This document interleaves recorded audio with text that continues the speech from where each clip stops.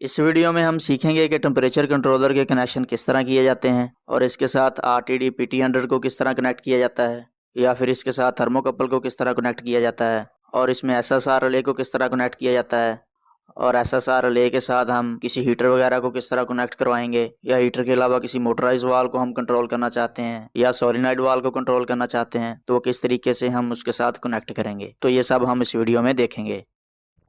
Temperature controller के connection करने से पहले हमें इसके टर्मिनल का पता होना चाहिए कि इसमें कौन कौन से टर्मिनल होते हैं और इनका क्या फंक्शन होता है। तो ये एक टेम्परेचर कंट्रोलर है। ये इसमें 1 नंबर और 2 नंबर जो टर्मिनल होते हैं इन पर हम 220 वोल्ट सप्लाई देते हैं इस टेम्परेचर कंट्रोलर को ऑन करवाने के लिए।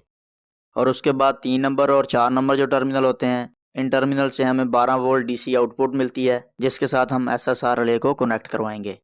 और उसके बाद 5 नंबर और 6 नंबर टर्मिनल जो हैं ये भी 12 वोल्ट आउटपुट फ्राहम करते हैं। तो 3 नंबर और 4 नंबर की तरह ये भी 12 वोल्ट आउटपुट फ्राहम करते हैं। यानी इन टर्मिनल के साथ भी हम किसी SSR रिले को कनेक्ट करवा सकते हैं और इस तरह हम 2 SSR रिले को इस टेम्परेचर कंट्रोलर के साथ कनेक्ट कर सकते हैं। और उसके बाद जो 9 नंबर टर्मिनल है ये इसका कॉमन टर्मिनल होता है और 8 नंबर टर्मिनल जो है ये इसके साथ नॉर्मली ओपन होता है और 7 नंबर टर्मिनल भी इसके साथ नॉर्मली ओपन होता है। ये इस टेम्परेचर कंट्रोलर में अलार्म के टर्मिनल होते हैं, यानी कि इस पर अगर हमने सेटिंग की हुई है कि अगर हमारा टेम्परेचर हमारे सेट पॉइंट से 10 डिग्री या 20 डिग्री ऊपर जाता है तो ये टर्मिनल क्लोज हो जाते हैं। तो इनसे हम किसी इंडिकेटर वगैरह को या अलार्म वगैरह को भी ऑन करवा सकते हैं। और उसके बाद 10, 11 और 12 इन तीनों टर्मिनल पर हम PT100 को कनेक्ट करवाएंगे। यानी कि PT100 की जो A वायर होगी उसको हम 10 नंबर के साथ कनेक्ट करेंगे और इसी तरह B पॉजिटिव को 11 के साथ और B नेगेटिव को 12 नंबर टर्मिनल के साथ हम कनेक्ट करेंगे। और अगर हमारे पास थर्मोकपल है तो उसको हम 11 नंबर और 12 नंबर टर्मिनल के साथ कनेक्ट करेंगे। तो ये थे टेम्परेचर कंट्रोलर के टर्मिनल और इनका फंक्शन। अब उसके बाद हम इसके कनेक्शन को देखते हैं कि किस तरह हम इसके साथ इन सब चीज़ों को कनेक्ट करेंगे। तो कनेक्शन करने के लिए सबसे पहले हमारे पास ये 220 वोल्ट के लिए एक 2 पोल का ब्रेकर है और उसके साथ हमारे पास ये एक टेम्परेचर कंट्रोलर है और इसके साथ एक SSR रिले है और उसके बाद हमारे पास ये एक थर्मोकपल है। अगर आपके पास RTD PT100 है तो उसको भी आप इसके साथ कनेक्ट कर सकते हैं।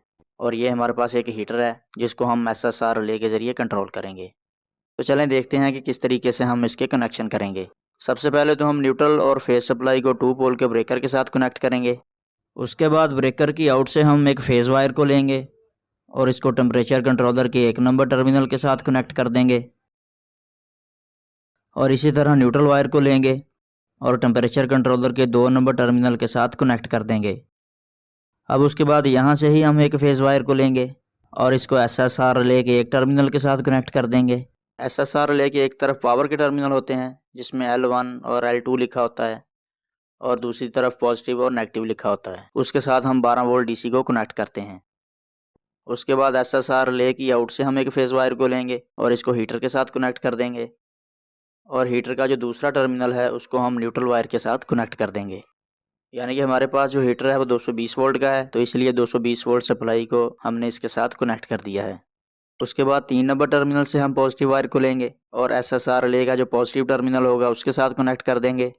और उसके बाद 4 नंबर टर्मिनल से हम नेगेटिव वायर को लेंगे और SSR रिले के नेगेटिव टर्मिनल के साथ हम इसको कनेक्ट कर देंगे। ये SSR रिले में 3 वोल्ट से लेकर 30 वोल्ट के दरमियान इसकी रेंज होती है, यानी कि 3 से लेकर 30 वोल्टेज तक हम इसको DC वोल्ट दे सकते हैं। अब उसके बाद थर्मोकपल के एक टर्मिनल से हम एक वायर को लेंगे और इसको 11 नंबर के साथ कनेक्ट कर देंगे और दूसरी वायर को हम 12 नंबर टर्मिनल के साथ कनेक्ट कर देंगे। तो इस तरीके से हम इस टेम्परेचर कंट्रोलर के कनेक्शन कर सकते हैं। तो इस तरह जब हम इस टेम्परेचर कंट्रोलर को ऑन करेंगे और इस पर टेम्परेचर की एक वैल्यू को हम सेट कर देंगे तो 3 नंबर और 4 नंबर से नेगेटिव और पॉजिटिव सप्लाई जो है वो इस SSR रिले को ऑन करवा देगी और जब इसको 12 वोल्ट DC सप्लाई मिलेगी तो SSR रिले के जो पावर के टर्मिनल हैं ये क्लोज हो जाएंगे और फेज सप्लाई जो है वो हीटर को मिलना शुरू हो जाएगी। तो इस तरह हीटर ऑन हो जाएगा और उसके बाद जो टेम्परेचर हमने इस पर सेट किया होगा वो पूरा हो जाएगा। तो टेम्परेचर कंट्रोलर 12 वोल्ट जो आउटपुट दे रहा था उसको बंद कर देगा और SSR रिले बंद हो जाएगी। तो इस तरह हीटर भी बंद हो जाएगा। तो इस तरीके से हम इसके कनेक्शन कर सकते हैं और किसी भी जगह टेम्परेचर को हम मेंटेन कर सकते हैं। तो उम्मीद करता हूँ कि ये वीडियो आपको अच्छी लगी होगी। वीडियो अच्छी लगी हो तो लाइक कर दें और इस तरह की मज़ीद वीडियोज़ देखने के लिए चैनल को सब्सक्राइब भी कर दें।